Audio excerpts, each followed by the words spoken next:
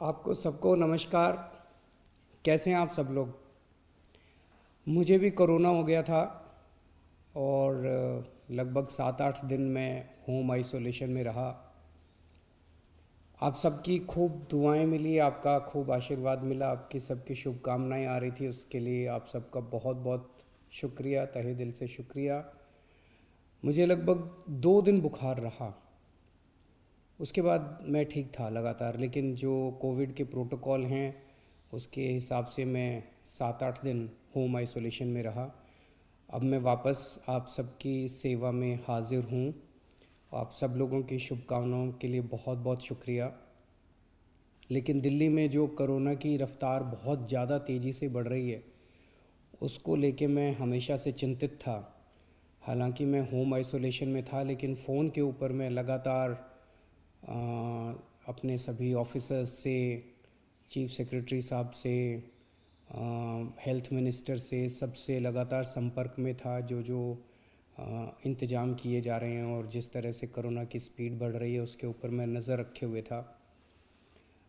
दिल्ली के अंदर जो कोरोना की, पूरे देश में कोरोना बहुत तेज़ी से बढ़ रहा है, दिल्ली में भी बहुत तेज़ी से बढ़ रहा है। रफ्तार बहुत ज़्यादा तेज़ है। मैं देख रहा था कि कल वाला जो हेल्थ बुलेटिन था उसमें लगभग 20,000 के करीब केसेस आए थे, और आज शाम को जो हेल्थ बुलेटिन आएगा उसमें लगभग 22,000 केसेस, पिछले 24 घंटे के 22,000 केसेस आएंगे।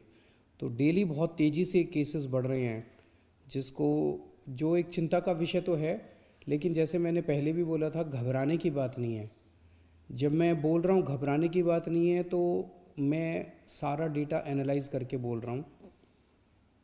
पिछली जो वेव आई थी अप्रैल मई में, उसमें 7 मई को इतने ही डेली केसेस आते थे, 20,000 के करीब। जैसे अभी 20,000 केसेस आए कल, 20,000 cases per day daily cases आए। 7 मई को भी 20,000 केसेस आए थे पिछली वेव में, लेकिन 7 मई को 341 मौतें हुई थी। 341 मौतें। लेकिन कल जब 20,000 केसेस आए हैं तो 7 मौत हुई हैं। एक भी नहीं होनी चाहिए, लेकिन कंपैरिजन में केवल 7 मौत हुई हैं। 7 मई को जब 20,000 केसेस आए थे तो लगभग 20,000 बेड्स दिल्ली में भरे हुए थे, लेकिन कल जब 20,000 केसेस आए हैं तो लगभग 1,500 बेड केवल दिल्ली में भरे हुए हैं। तो उस तरह से इस वेव के दौरान डेथ भी काफ़ी कम हो रही हैं और लोगों को अस्पताल जाने की भी काफ़ी कम ज़रूरत पड़ रही है। ये डेटा मैंने आपको इसलिए नहीं बताया कि इसलिए अब हम मास्क पहनना बंद कर देंगे और गैर जिम्मेदार हो जाएंगे। ये डेटा मैंने आपको इसलिए बताया कि पैनिक करने की कोई ज़रूरत नहीं है, घबराने की कोई ज़रूरत नहीं है, डरने की कोई ज़रूरत नहीं है, लेकिन जिम्मेदारी के साथ काम लेने की ज़रूरत है। जो मैं बार बार बोल रहा हूँ कि मास्क पहनना सबसे ज़रूरी है। मास्क पहनना सबसे ज़रूरी है।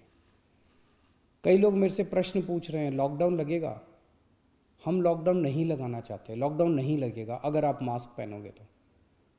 मास्क पहन के घर से बाहर निकलो, मास्क पहन के चारों तरफ घूमो। अगर ज़रूरत ना पड़े तो घर से बाहर ना ही निकलो, अभी थोड़े दिन कोई ज़रूरी नहीं है, लेकिन मास्क पहनना बहुत ज़रूरी है। सोशल डिस्टेंसिंग बहुत ज़रूरी है। हम लॉकडाउन नहीं लगाना चाहते, फ़िलहाल लॉकडाउन लगाने की कोई हमारी मंशा नहीं है।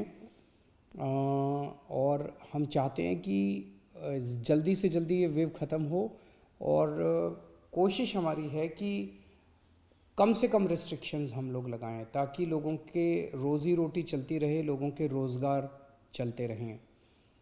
एलजी साहब और मैं दोनों मिलके पूरी सिचुएशन को लगातार हम लोग नज़र रखे हुए हैं। कल हमारी डीडीएमए की दोबारा मीटिंग है, उस मीटिंग में एक्सपर्ट्स के साथ फिर से हम रिव्यू करेंगे सिचुएशन को कि क्या और करने की ज़रूरत है, नहीं है।